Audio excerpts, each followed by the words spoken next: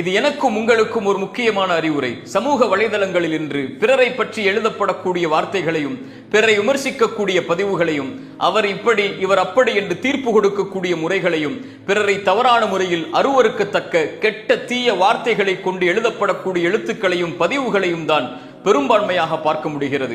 இதில் இறைவனை நம்பிக்கை கொள்ளக்கூடிய கூட்டமும் தங்களை உட்படுத்தி இருக்கிறது என்பதை பார்க்கும் போது கவலை அளிக்கிறது. இறைத்தூதர் சொன்னார்கள், நீங்கள் இறைவனையும் இறைவன் உங்களுக்கு உயிர் கொடுத்து எழுப்பப்படக்கூடிய நாளையும் நம்பிக்கை கொண்டவர்களாக இருந்தால் நீங்கள் பேசினால் நல்லதையே பேசுங்கள் அல்லது வாய் மூடி மௌனமாக இருங்கள் என்று சொன்னார்கள்.